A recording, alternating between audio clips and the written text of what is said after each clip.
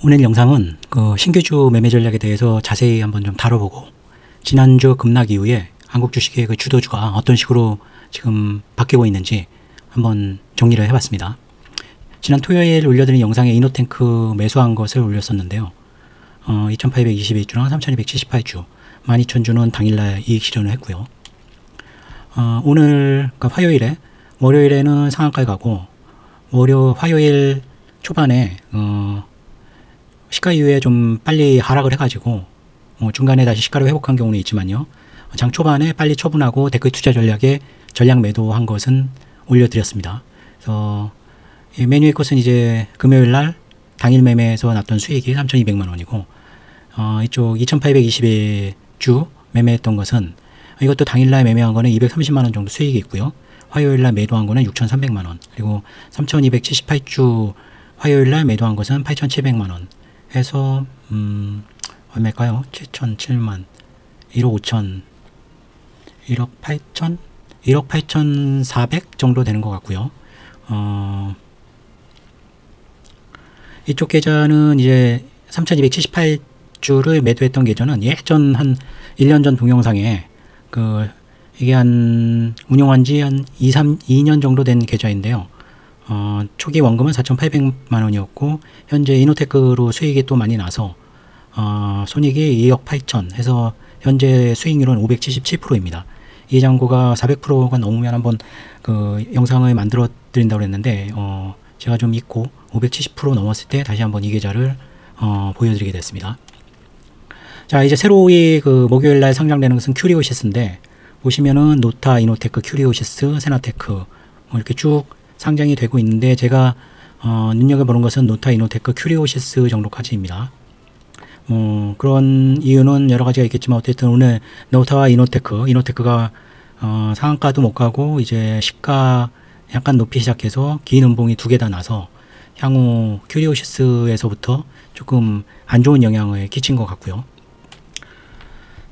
삼익제약은 스펙으로 상장했던, 이건 뭐 300%가 되지는 않지만 스펙 상장이라 이것은 상한가가 30%였죠. 하지만 신규주, 공모주의 랠리를 가져왔던 첫 종목이 이제 삼익제약이었는데 4번 상을 쳤습니다. 그리고 그 다음에 이제 정상적인 공모를 받아서 상장된 노타는 첫날은 오히려 상한가에 못 갔는데 좀 특이한 경우죠. 240%로 끝났는데 다음날부터 이제 상한가에 갔습니다. 이것은 노타가 AI 관련주, 좀 직접적인 AI 관련주가 좀 한국 시장에서 드문 상태에서 직접적인 AI 관련주라 좀 이랬던 것 같고요. 이노테크는 상한가가 2번으로 줄었죠. 그러니까 처음에 삼익제약은 4번이었는데 이것은 뭐 밑에 걸 상한가로 보면은 한 3번 정도, 이노테크는 이제 2번으로 줄었습니다. 공모주 입장에서는 굉장히 안 좋은 상태죠. 삼익제약은 주로 이제 세력들이 많이 신규를 매매하는, 수익을 내는 세력들이 같은 창구로 계속 매매하는 경우가 많은데, 보시면은 뭐 키움, 대신, NH, 토스, 토스가 여기 있는데 이제 뒤에는 토스가 꽤 나옵니다. 키움 대신 NH 정도 되고요. 여기서는 토스가 주도적으로 했네요. 노타는요. 키움은 뭐 창구가 워낙 개인 투자자가 많이 쓰는 창구니까 키움, 토스, 한국, 그리고 NH 투자, 대신도 껴 있고요. 주로 매도 창구들은 아무래도 공모 주관사들이 많이 돼 있을 겁니다. 이노테크는 키움, NH, 미래에스, 교보, 대신, 여기도 토스도 이때도 매매를 했고요. 이 창구들은, 이런 창구들이 좀 당일 사서 당일 파는 창구들이 있고 이렇기 때문에 상한가를 많이 노린다면은 좀 하루 이틀 끌고 가는 창구가 들어왔는지, 아니면 그날 사서 그날 다 팔고 나오는 창구가 들어왔는지, 이런 것들을 체크를 해 주셔야 되고요.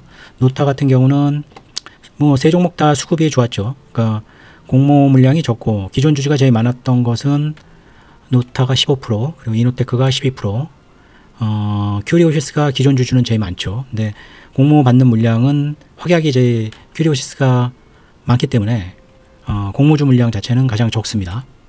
이노테크가 58만 주 정도 됐고요. 노타가 90만 주 정도 됐죠. 그에 비하면 큐리오시스는 31만 8천 주 되고요. 확약을 보시면 노타가 65%, 그리고 이노테크가 57.9%, 확약 자체는 72%로 그래도 가장 좋았습니다. 그러니까 수요예측으로서는 기관들이 큐리오시스를 제일 좋게 보고 있다고 볼 수가 있죠. 제 개인적으로도 기업 자체로 보면은 물론 AI 테마라는 그런 메리트가 있기 때문에 노타가 굉장히 좋은 건 있었지만 회사 자체의 어떤 기술력으로 보면 저는 큐리오시스가 가장 기술력은 좋은 회사인 것 같습니다. 움직임을 보면 300%니까 그 삼익제약은 제외를 시키고요. 노타가 시가 거래량이 48만 2천 주였습니다. 그리고 이노테크가 40만 7천 주. 시가 거래량을 이제 유통 가능 주식수로 나눈 것이 이게 사실 많을수록 좋죠. 시가에 많이 세력들이 가져가는 게 좋으니까요. 신규주라는 것이 어차피 기존 주주 대 어떤 당일 상장일 날 사는 전문 신규주 트레이더들의 그 수급 싸움이죠. 결국 매수 쪽이 강하면은 상한가에 갈 것이고 매도가 강하면 기임음봉이 날 것입니다. 등락률을 보면 명인제약 때부터 보면 이제 106%, 이제 96%, S2W 때 보면은 이제 96%, 106%, 147%, 242%. 전형적인 이제 공모주 시가가 점점 높아지는 현상이죠. 이런 현상이 나타나면 시가부터 급속히 하락하는 긴 양봉의 그 시가부터 신규주를 매수한 사람들은 아주 큰 쪽박이 나는 그런 위험한 그 사이클이 점점 가까워지고 있습니다. 그래서 노타와 이노테크는 둘 다 노타는 상한가를 가지 못했죠. 고가 등락률은 273%까지 갔고 이노테크는 상한가를 갔고 이노테크는 워낙 그 시가가 높이 시작했기 때문에 시가 대비 고가 상승률은 이제 그 기준으로 따지면은 그렇게 높지가 않았습니다. 중요한 것이 이제 손절 범위 때문에 시가 대비 저가 하락률인데요. 노타 같은 경우는 뭐 시작하자마자 살짝 마이너스 0.4를 찍고 이제 간 것이고 이노테크 같은 경우는 조금 상승을 했다가 시가를 깨버렸었습니다. 마이너스 1.9%까지요. 이런 경우는 약간 좀 드문 경우라 많은 분들이 이제 시가 밑에다 이제 손절을 걸어 놓죠. 이렇게 강한 신규주, 수급이 강한 신규주들은 시가가 깨지면은 안 좋다라는 걸로 보는데 우선 시가가 깨져서 손절하는 것은 바로 이제 조금 올라가고 내려가는 종목에 되고 이렇게 강하게 상승을 했다가 다시 시가를 깨고는 굉장히 드문데 이노테크는 이렇게 시가를 깨고도 상한가를 들어가 버렸습니다. 이 시가 대비 저가 하락률은 손절을 설정할 때 굉장히 중요한 데이터고요. 말씀드린 것 같이 이렇게 인기가 몰리면은 긴 양봉이 나죠. 긴 양봉이 나는데 이제 극단적인 경우는 이제 상승률이 시가가 한 100%에서 시작하면 뭐 고가가 200%까지 상승하거나 이런 건 이제 긴 양봉이고 최근은 긴 양봉이라기보다는 이제 상한가를 가고 상한가를 연속으로 가면서 이제 갭으로 그 다음 날까지 이제 갭을 먹을 수 있는 그런 아주 강한 이제 신규주의 형태죠. 이게 신규주가 긴 양봉이 나거나 상한가를 가면 이제 시가가 점점 높아지죠. 이 전에 보여드린 것 같죠. 그러면 이제 상승주기가 점점 짧아집니다. 상승주기가 점점 짧아지는 것도 보여드렸죠. 상한가가 이제 삼익제약부터 4번, 노타는 상한가는 아니지만 3번, 그리고 이노테크는 2번으로 더 짧아졌죠. 그렇게 되면은 결국 그 시가가 너무 높이 시작이 돼서 시가가 높이 시작된다는 건 이제 음봉이 난다는 거죠. 시가가 고가 정도 되고 긴 음봉이 나고 점점 이렇게 되면은 시가가 또 낮아지게 됩니다. 시가가 낮아지게 되면은 다시 그 주기가 지나가면은 시가가 굉장히 낮은 상태가 되면 다시 이제 수급에서 그 공모를 받은 아니면 기존 주주들을 매도세를 이겨내고 신규주 상장일 날 그 신규주 트레이더들이 매수에서 이기면은 다시 또 긴 양봉을 내거나 상한가를 내거나 이런 패턴으로 신규주는 매매가 이제 순환으로 돌게 됩니다. 지금의 사이클로 보면 이노테크가 지금 상승, 인기 있는 사이클의 거의 후반부 같고요. 큐리오시스가 이제 마지막 이제 불꽃을 태울지 아니면 이제 비인기 되는 긴 음봉이 발생되는 첫 종목이 될지는 이제 목요일 날 알 수가 있게 될 겁니다. 말씀드린 것 같이 신규주 주가의 움직임의 주체는 매도세는 당연히 기존 주주죠. 그러니까 매도할 수 있게 이건 뭐 정리가 돼서 다 나와 있으니까요. 그리고 공모주를 받은 기관이나 개인 전문 투자자들 그리고 시가에 매수를 해서 당일날 팔려는 단타 세력들도 사실은 매도세입니다. 왜냐하면 시가에만 매수했을 뿐이지 장중 내내 이 사람들은 이제 매도를 이미 보유를 했기 때문에요. 시가에 매수하면 이 매수세는 신규주 전문 트레이더들이죠. 제가 아까 창구들은 몇 개 보여드렸고요. 결국 이 매도세가 이기느냐, 이 매수세가 이기느냐로 상한가를 가는가 안 가는가 아니면 긴 양봉이 나거나 긴 음봉이 나거나 이런 상황이 펼쳐지게 되는 겁니다. 신규주의 매수 전략은 간단하게 이제 시가 매수하는 게 있죠. 그리고 시가가 매수한다는 거 이제 굉장히 좀 위험하죠. 왜냐하면 긴 음봉이 나거나 하면은 손절도 못할 정도로 빠르게 만약에 하락을 해버리면은 굉장히 손절이 커질 수도 있습니다. 그래서 시가에 매수하는 것은 굉장히 이게 상한가를 간다는 것을 상당히 확신할 수 있는 경우나 아니면 수급이 굉장히 좋은 경우나 이럴 때 가능한 전략이고요. 대부분 이제 시가 이후에 되돌림이 나오고 그 저점이 확인되고 이제 저항선 돌파될 때 강력한 이제 매수세가 들러붙죠. 그래서 이럴 때는 이제 굉장히 긴 양봉이 발생이 되게 되고요. 이건 시가 매수의 위험성은 없지만 만약 시가부터 빠르게 이제 양봉을 내면서 상한가까지 가는 주식은 매수 타이밍을 놓칠 수밖에 없는 그런 리스크는 있습니다. 그러니까 조금 안전하긴 하지만 긴 음봉이 나는 그런 경우에서는 굉장히 안전하긴 하지만 굉장히 강력하게 상승하는 신규주는 매수 타이밍을 잡기가 어려울 수도 있습니다.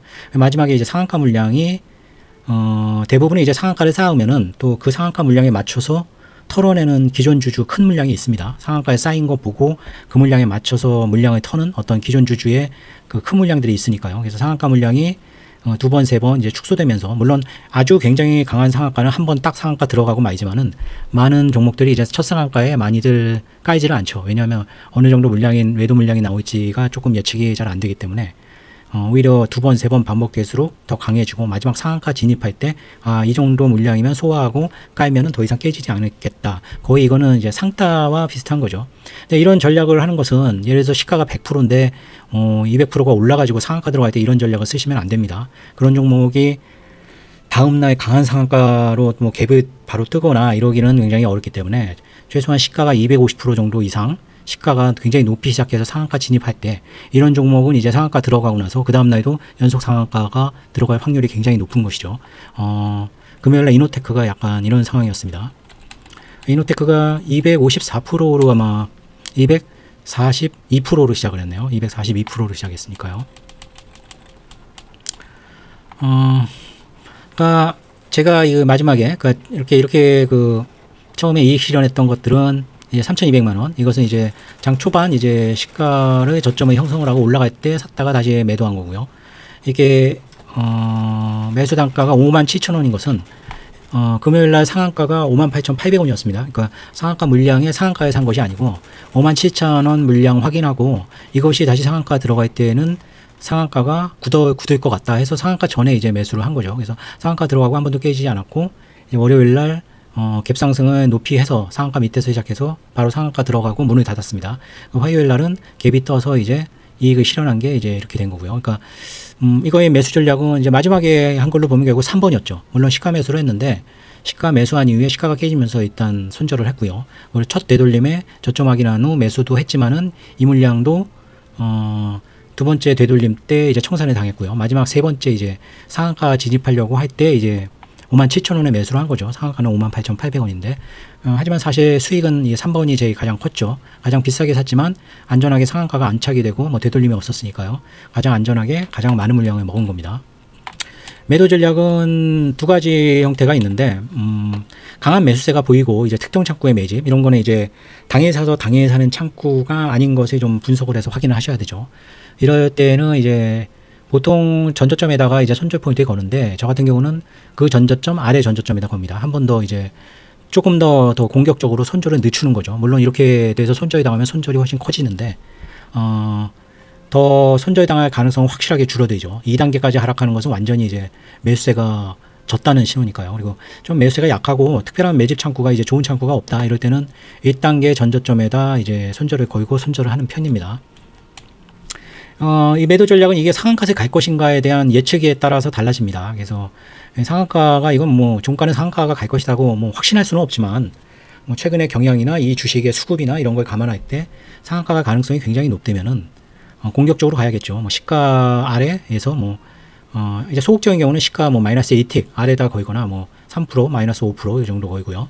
공격적일 때는 시가 시가 밑으로 더 크게 걸수록 이제 공격적으로 가는 거죠. 웬만하면 나는 이 포지션을 정리를 안 하겠다는 의지를 표명하는 거니까요. 이럴 경우에는 이제 시가 마이너스 5%부터 마이너스 10%, 더 심할 경우는 이제 뭐 마이너스 15%까지도 들 수 있는데 사실 시가 아래 마이너스 15%까지 떨어졌다가 다시 이제 상한가에 간다는 것은 상당히 좀 별로 드문 경우고 그렇게 간 경우에는 상한가가 또 강한 상한가일 수도 없기 때문에 상한가에 보유하고 넘어갈 만한 그 요인이 안 되죠. 그래서 이렇게 초반에는 이렇게 손절을 정하고 1차에 이제 1차라는 것은 이제 시가에 대비 한 15%나 20% 정도 오르거나 그거는 뭐 한 200%에서 시작될 때면 뭐 한 30% 정도 아주 큰 상승이 발생되고 나면은 이제 손절 라인을 조정해야죠.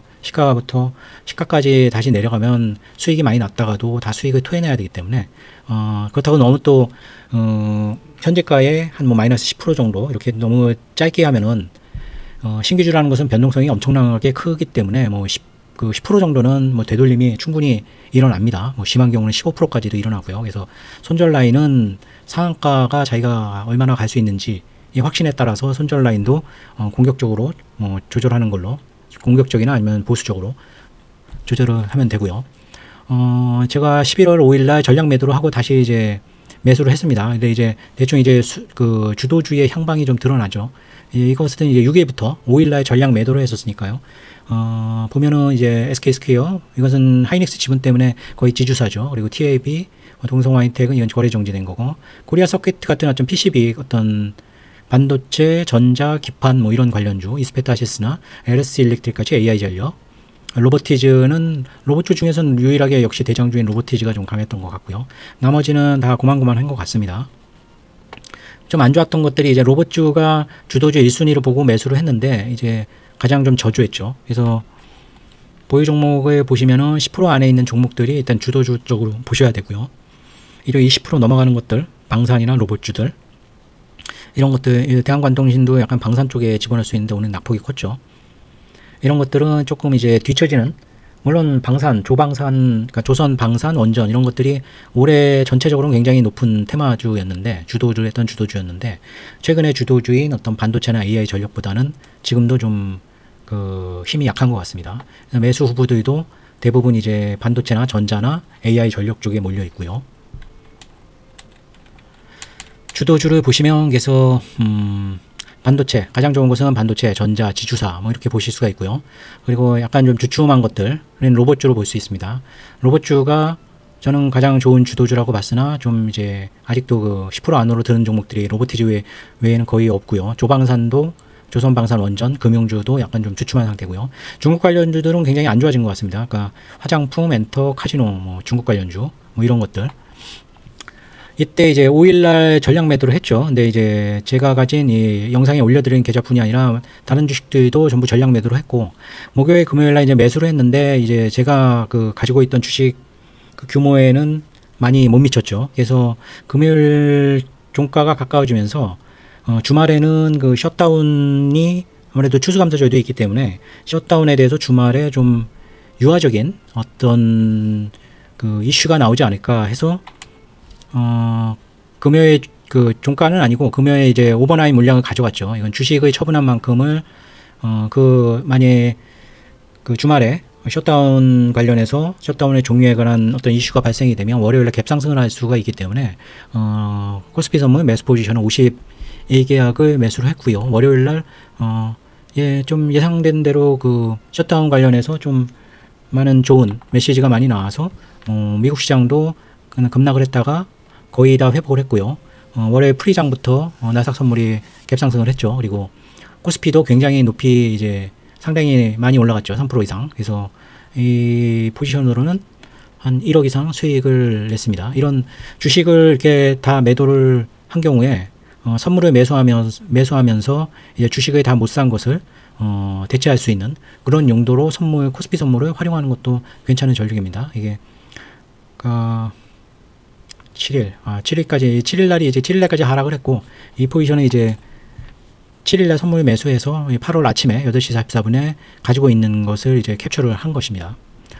네, 오늘은 신규주를 한번 매매 전략을 자세히 좀 정리를 해서 설명을 드렸고요. 그리고 급락 이후에 주도주 향방이 어느 쪽으로 변하고 있는지, 지금 현재 주도주 가장 앞서 나가는 것은 역시 반도체, 뭐 SK 하이닉스랑 삼성전자가 계속 좋은 모습 보여주고 있으면서 반도체와 전자, 그리고 AI 전력주, 그리고 지주사들. 근데 지주사는 약간 개별적인 성격이 있죠. 그 지주사의 그 회사들이, 지주사의 지분을 가진 회사들이 좋은 상태를 유지해야 되기 때문에 지주사가 전체적으로 다 뭐 상승하는 것은 아니기 때문에 지주사 테마는 잘 이제 선별을 하셔야 됩니다.